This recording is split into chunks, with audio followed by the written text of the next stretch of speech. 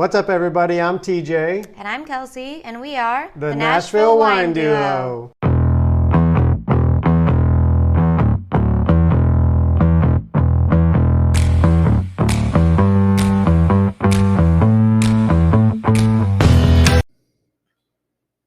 All right, we are here. We are here. Horseshoe Bend.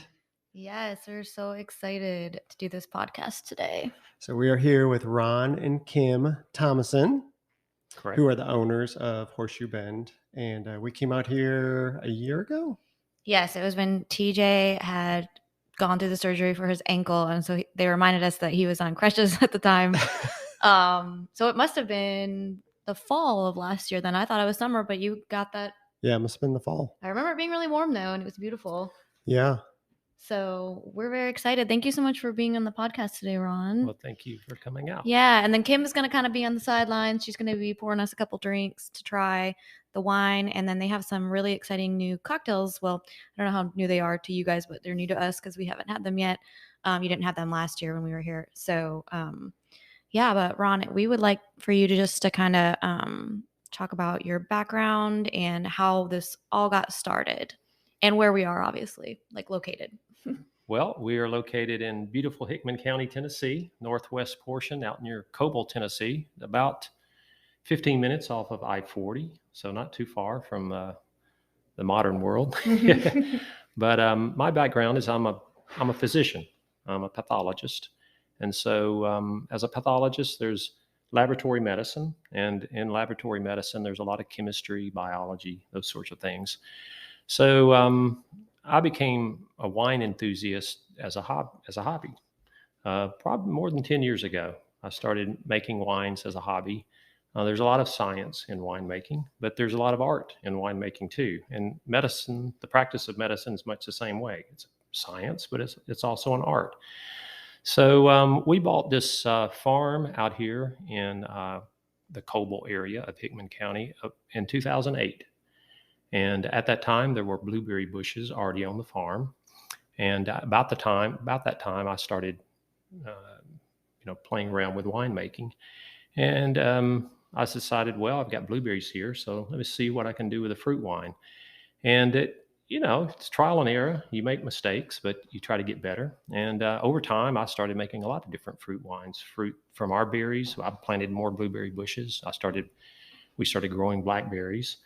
And then I could buy fruits locally. And so just continued with the hobby and would share those wines with neighbors and friends and family.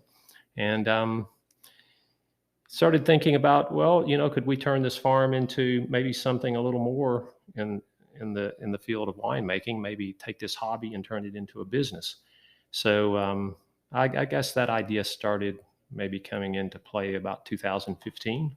Started thinking about, okay, if I start to think about retirement or pulling back from the medical practice, could we turn this into a small business? Mm-hmm. And we just continued to chip away at it, and eventually it happened. Yeah. Well, the property is gorgeous.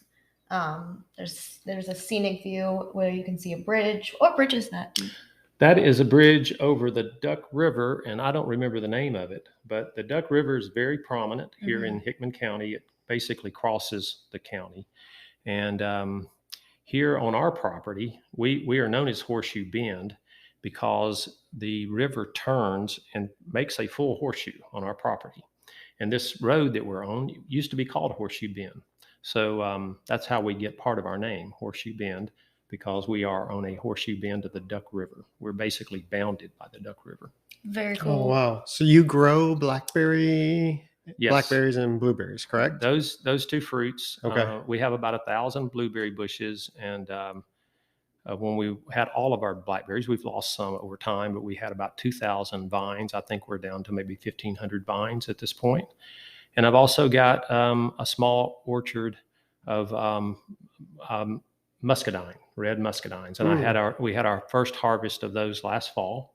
And I made my first muscadine wine from our muscadines last fall, and it will be on the shelf sometime later this year. Oh, cool. That's exciting. Mm-hmm. So why don't you kind of just describe, like, I guess, the wine that you make? What are you trying to represent in your wines? Yeah, like kind of your wine catalog. Yes. So most of them are fruit wines. And the reason I chose that is it's easy to get good fruit locally or regionally. Um, I guess in this modern time, you can also get really good grapes if you want to, get them from the West Coast. But the local fruits are easy to get, and so that's one of the reasons I wanted to concentrate on fruit wines. And I just enjoyed making them, and enjoyed the fact that they're not as common as the grape wines, the classic grape wines. So one thing that I would say, we're a small batch winery. My typical batches of wine will yield about 500 bottles, which is very small for a commercial operation. But I also would say that my fruit wines are authentic in that I start with ripe fruit. That's my starting product that I use to make the wines. Typically, I will freeze the fruit, crush the fruit and freeze it for a period of time. And that allows me to build up a volume that's adequate, because you don't harvest all the blackberries at one time or all the blueberries at one time the way you do grapes. You pick them over a period of time. So I crush them, and I've got a large freezer, walk-in freezer, where I place them. And then I go back and pull out maybe 500 to 700 pounds at a time. And I will either ferment the full berry that's been crushed, or I will press off the juice and ferment that.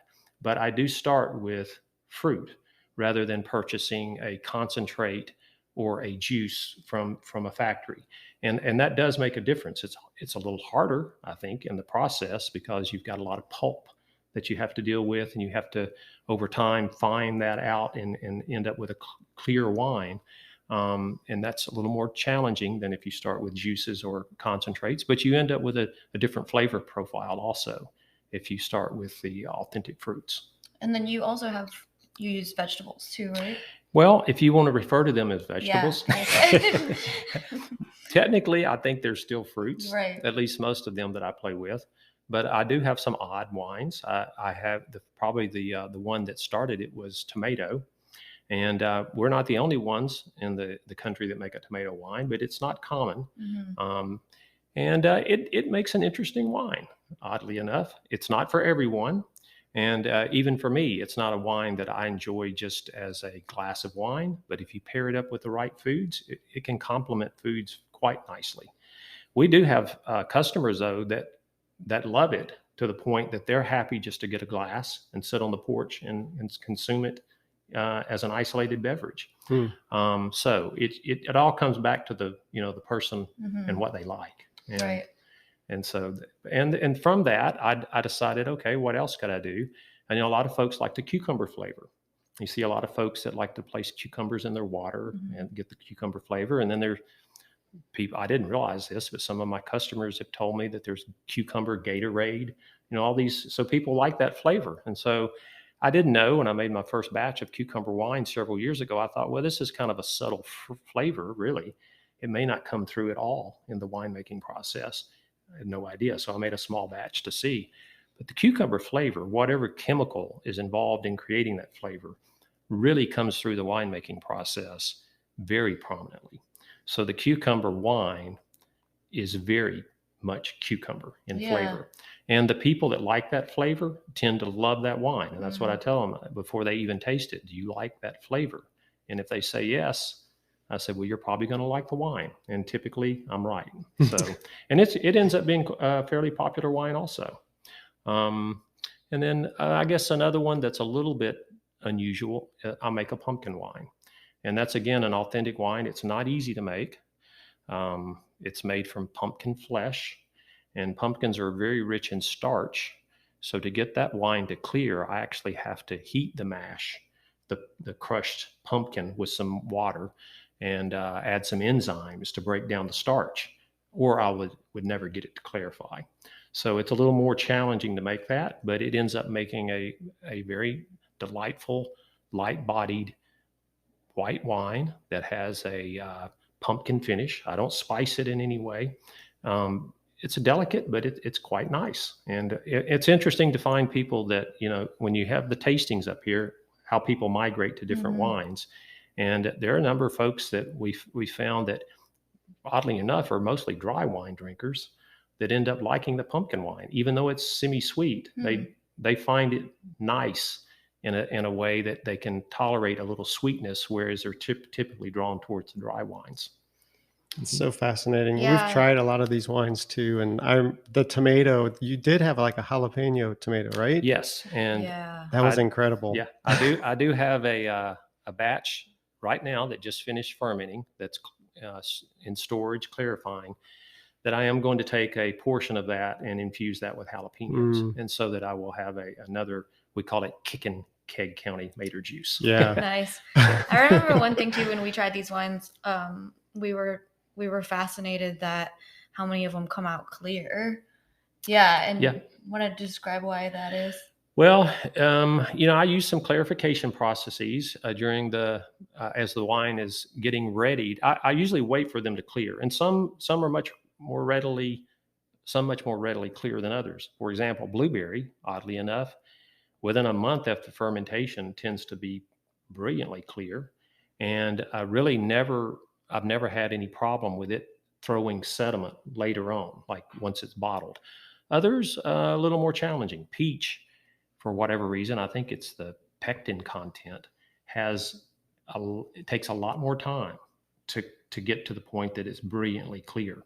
And I'm also, I'm interested in not only being brilliantly clear at the time of bottling, but I would like there not to be any sediment formation later on. Sometimes that happens with wines. Even some great wines made from the classic grapes will throw some sediment over time. And that's not considered necessarily a flaw in winemaking, as long as the wine is still clear. But it's not something people typically want to see. Yeah. So it is something that and when I make a wine for the first time, I learn its characteristics, like cucumber. Cucumber is one that's just not likely to throw a sediment. It's not got a lot of protein that could, fall out later on. Whereas something like peach, it is more likely to do that. So I have to approach as I learn these fruits from making several batches, approach them differently. And I try to take the process to a point where I end up with something that's going to be not only brilliantly clear, but also stable in the bottle over time. Cool. So that's something you shoot for, is that brilliantly clear? I do. Okay. And most of my wines, if you look, you'll see that. Yeah. And then the other question is, if they're in the bottle for 6 months, do you see any little sediment that forms? And at some of mine, you will. I tell our customers that it's not a flaw. If you see that, it's not going to change the character of the wine in terms of the flavor profile, but it is something that I'll watch for and try to think about how can I keep that from happening the next time I make a batch. And I've over time have gotten quite good with that. So I'm seeing that less and less. Yeah.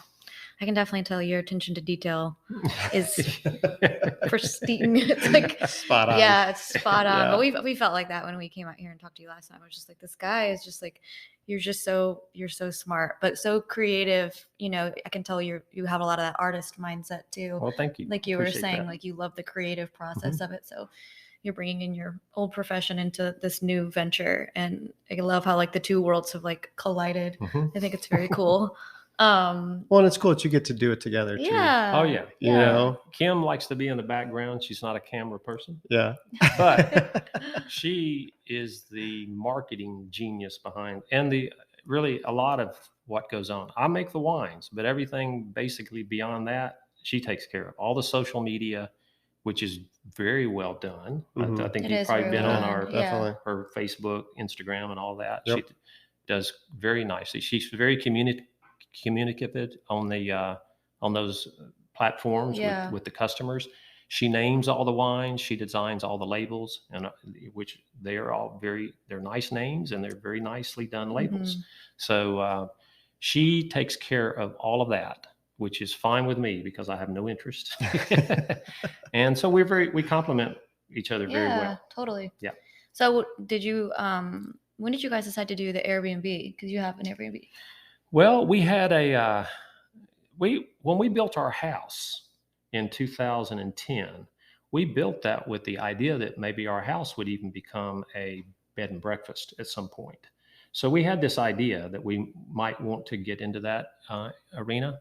But over time, I don't know, sharing your house with guests, and Yeah. even do people want to share a room in a house where there are other. Mhm. So we kind of modified that idea.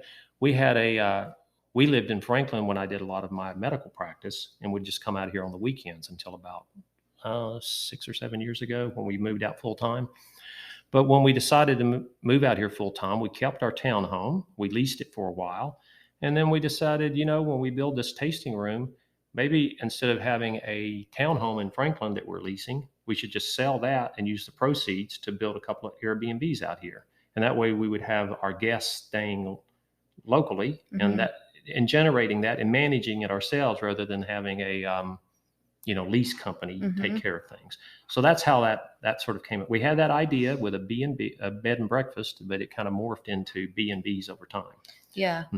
And Kim manages all of that too. So all the Airbnb side of this, and she does a great job with that. And she's got 5 stars on Airbnb, and people are always rave about how beautifully decorated, and just the way that everything is put together for those B&Bs.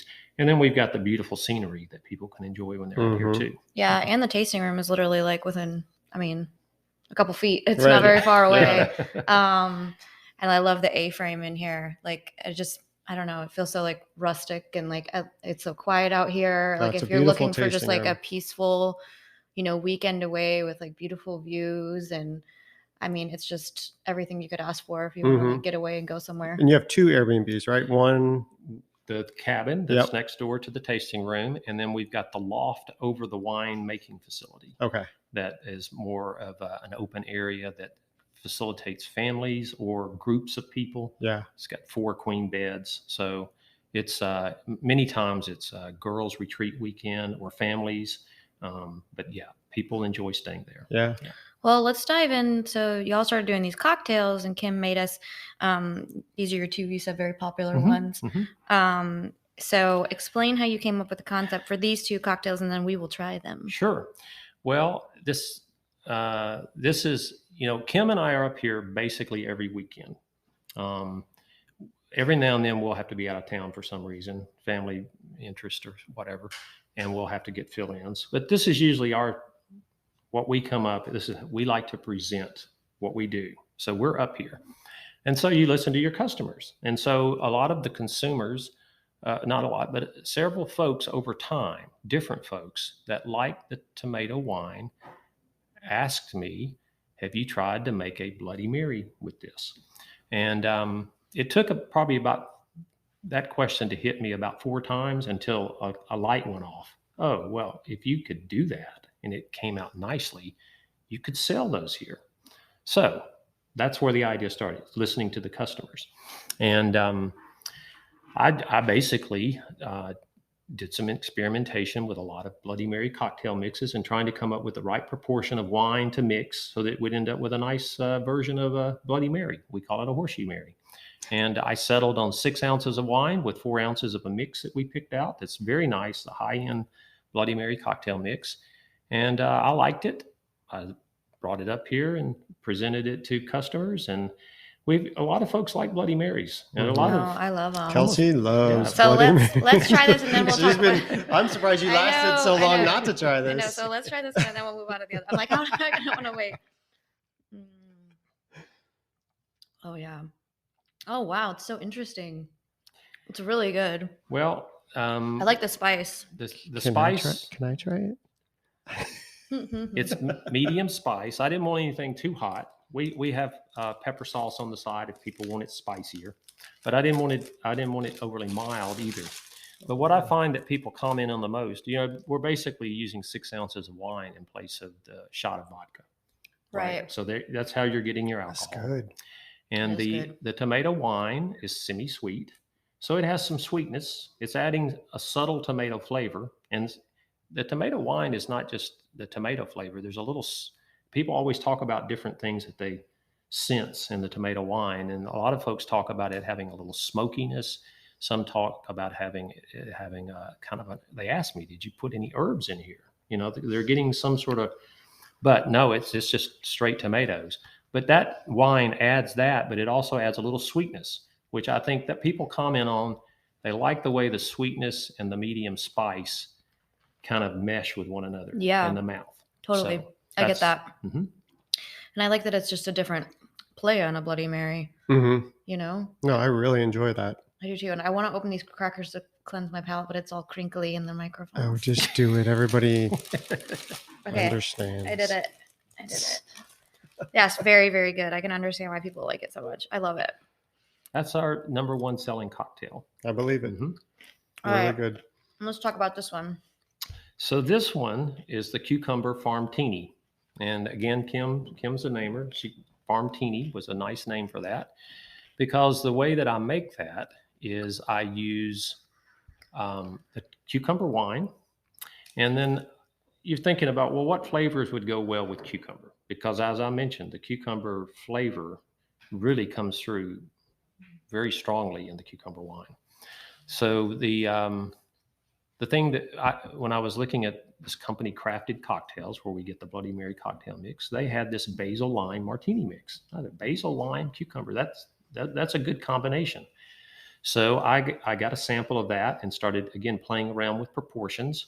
And I settled for up here. People can change the proportions if they wish, but I settled on 3 ounces of the mix, the basil lime martini mix, with 6 ounces of wine. Place it over ice and then garnish it with a lime.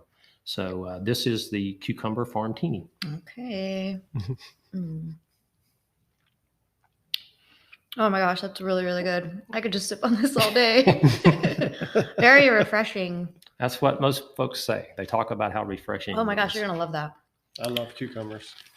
That is really good. That mix is typically used to make a drink known as a gimlet, which is either gin or vodka with the basil lime martini mix. Yeah. But it really works well with the cucumber wine. Yeah, it tastes like summer in a It really glass. does.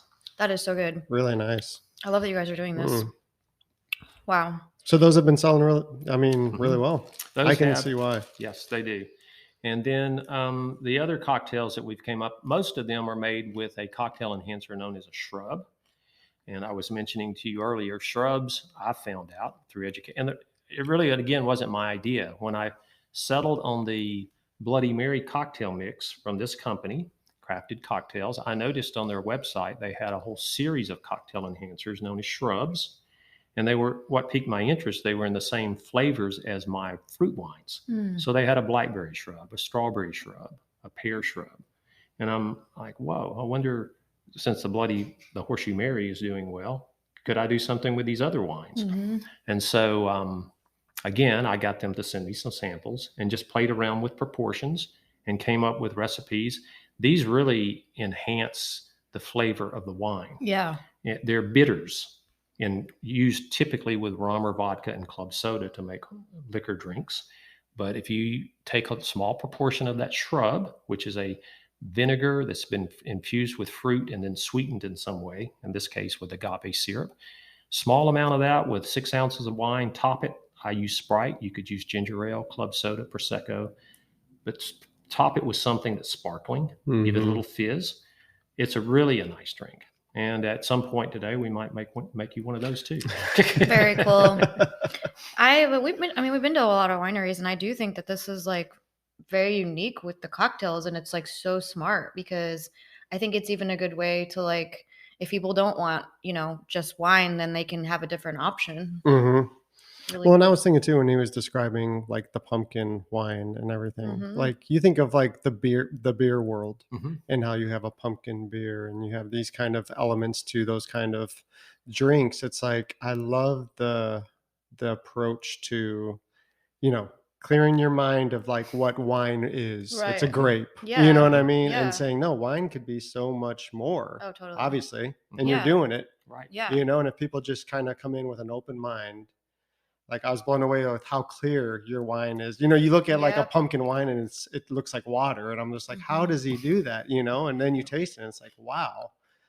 So if you just approach it with an open mind, I think, man, it's incredible. Well, and know that you're going to try something that's like very forward thinking, I think, and really Definitely. unique and new in so many ways to the wine industry, because people, don't realize like these fruit wines, like they're not back sweetened with like the juice and the concentrate and things that you would buy. Like you're just making it from the straight up just the fruit. And I think that is very unique to y'all, and I haven't seen that anywhere else. So well, again, though, I give a lot of credit to our customers because it's just listening to what people say, and they give you ideas, and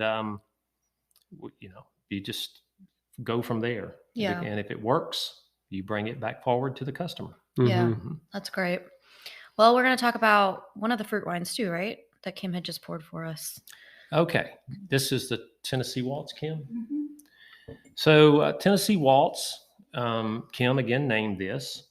And the reason it's named Tennessee Waltz is it's a 50% mixture of blueberries and blackberries that are then fermented together. So it's not a blend of the blueberry and blackberry wine. It's actually a blend of the fruit prior to fermentation. And I chose a little batch of this. I chose to try it because blackberries are very acidic. And in the winemaking process, that acid has to actually be cut, or you would end up with a wine that would be way overly tart. Blueberries, on the other hand, are a little lacking in acid. And in the winemaking process, to get the acid level up to a range that's pleasant for the mouth, because you want a little acidity, you have to add some acid in the process, the fermentation process. But I knew from my measurements of those two wines that if I were to put these berries together 50-50, the acid level would not have to be adjusted by me. It would be in the right zone to be pleasant in the wine. And so I chose to do it from a chemical side. But it ends up making a unique flavor. If you taste the blackberry or the blueberry wines, neither of them end up tasting like this. They're good in their own rights, but this is a different flavor. And it turns out that this has become, over time, our most popular wine. Very, very good. Yeah, it's the number one selling wine that we have here. And I like, and you do get like acidity, but it's in a really nice way.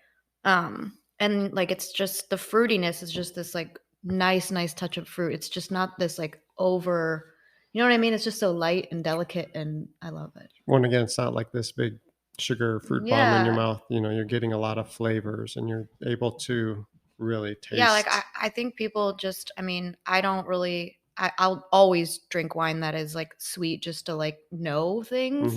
But like this kind of wine, like I could really drink it, and it's not overly sweet to me. I try to leave them in a zone that would be considered semi-sweet to low off dry kind of. Low end sweet. And what I find when new customers come and taste our wines, that's one of the things they comment on is I was thinking this would be really sweet. And I like the fact that it's not overly sweet because I think a lot of folks just think fruit wines are going to be sweet wines. And so they don't have to be. What I strive to do when I'm at the point of back sweetening the wine is balance out the alcohol and the acid and the fruit. You want the fruit flavor to be there. You want the acidity to be toned down, but still present. And you want the alcohol to take an edge off the alcohol so that it's not the first thing that you sense. So those are I try to balance them out so that you have the right feel in the mouth, the right taste in the mouth. And then what's like your percentage alcohol? Like what are they usually at? Most of these are finished in the range of 11 to 12%. Okay. And then we have this muscadine wine. White muscadine. Muscadine. I purchased these. This was my first attempt at muscadine wine. I purchased these muscadines from a farmer out to the west of here. And so, I was interested in how it would come out based on the fact that it's the first time for this particular grape. But it's been well received in our winery. It's sold very well. And I've got a red muscadine from our muscadines that I'll bring out later this year that we harvested last fall. But we actually do have a cocktail with this one also, by the way. Oh, nice. Always try to come up with a cocktail to pair with it. We call it a muscadine mule. Muscadine mule. Oh. And it is 6 ounces of this wine with a half ounce of lime juice and 4 ounces of ginger beer. And it's quite popular among our customers here. Yeah, and I think muscadine is so interesting. I mean, from what I've learned about it, it seems that it just thrives in the South. It does. Mm-hmm. So the soil, the climate in the South, muscadine just does really well, and so that makes it not as difficult to produce it. I had initially many years ago thought, well, I'll try to grow some wine grapes. And so there is a grape that's grown in this part of the country known as Norton or Cynthiana. Yep. And supposedly it's a grape that is native to North America. And it does not suffer from as many of the diseases, the fungal diseases, as classic wine grapes. So I said, okay, yeah, that'd be the one I grow. And so I put some vines out and had them going. But I did find that it still was quite susceptible to some of the fungal diseases. And I'm not big into all the spraying and management with trying to keep. So I finally, at some point, gave up. And there's a guy that helps me. And I told him, I said, I just want you to go through and cut every one. He said, what? Cut them all down? I said, yeah, I'm taking them out. I'm going to replace them with muscadines. So I did and you know what? I don't spray my muscadines with anything. Seriously. All I do is a little pruning in season, and then also obviously the big pruning in the fall, in the late winter. But I've never sprayed, not even with insecticides. No insecticides, no fungicides. I don't spray the blackberries probably could use a little of that from time to time, but I just refuse to do it. And blueberries are not susceptible to any of it. I never have to use fungicides or insecticides, which is good because I don't like using those chemicals, and I don't have to worry about any residue on my fruit either. That's awesome. Well, I remember when we talked to you last time we were here, I remember you saying that, and I was just like, are you kidding me? So you're getting this product that you can feel completely safe drinking, and it doesn't have anything on it, because wine can have, so many things added, and so many, even some of the wineries we've talked to where they're classified organic or things like that, they still spray sometimes up to 27 times, right? And they have to, because of all these diseases and stuff that happens.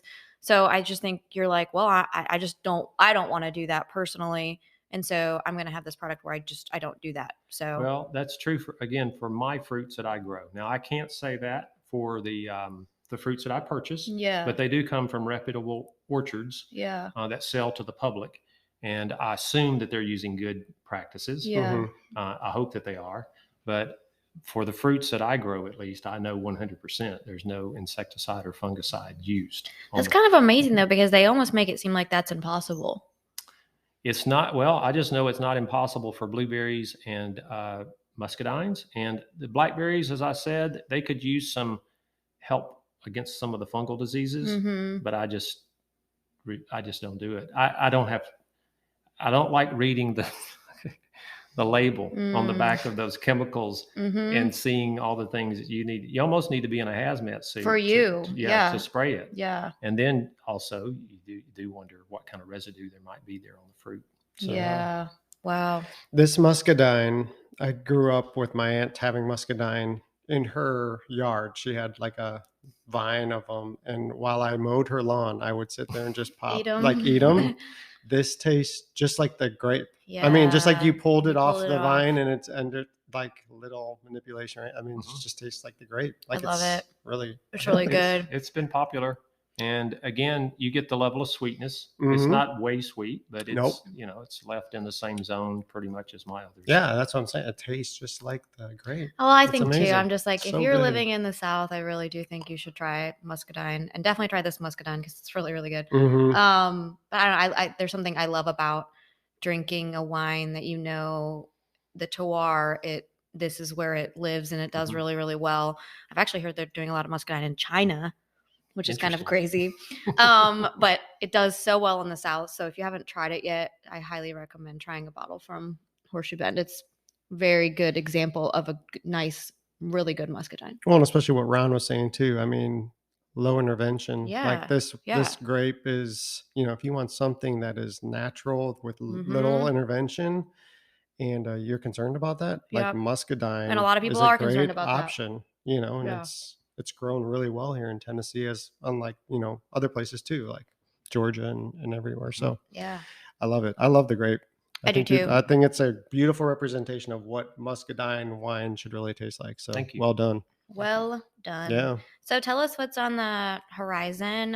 Y'all just celebrated your 2 years being open, and you kind of have some new plans, Kim was saying before we started this. So yeah, what are some of the upcoming Well, plans? I think the plans for this season, this summer, is we've upped our event schedule so that we are at least once a month having live music and a food truck on one of the weekend days. We did that for the first time last fall, and it was received very well. So we decided, well, we'll try to do that a little more frequently. So one thing that we needed to do to accommodate that was to increase our parking area, and we just finished with that this past week. So we've got a very nice parking lot over there that can accommodate up to 40 or 50 cars. The other thing that we wanted, another thing that we're trying to modify a little bit this year, one thing that's been very good for us is this company known as Harvest Host. Mm-hmm. If you're familiar with them, but it's basically a B&B type thing for RVers. So RVers can take their RVs to places other than campgrounds, and they find it's usually something like a winery or a brewery or a farm, something that's got an attraction with it and has a place where you can accommodate the parking of an RV. Yeah. So this larger lot is going to give us the ability to accommodate several RVs at a time. And those folks enjoy when they come here, not only they have the winery that they can visit and do the tasting and get products, maybe get a cocktail, but we've also got this beautiful view of a scenery in Middle Tennessee, the river valley here. And so it's very peaceful. It's just a very peaceful, rustic, rural setting that people can enjoy. So we're increasing the number of RVs that we can accommodate on any given night. So that's another thing that we've modified. And then we're basically just looking to see how this works out over this season in terms of, okay, if this does go well, should we work to have a better way to present the performers and shelter our guests during these events? In other words, should we have a larger pavilion that we could, build for those purposes? And we're gonna make that decision after we see how things go this year. Mm-hmm. Yeah. Well, I think that's great. And so anybody listening to this, you need to come check this place out. We will be talking about it on our Instagram and sharing the podcast soon. Are we in, what's the exact city or town that we're in? We are Centerville, Tennessee. Tennessee. We're on the Centerville mailing address. Okay.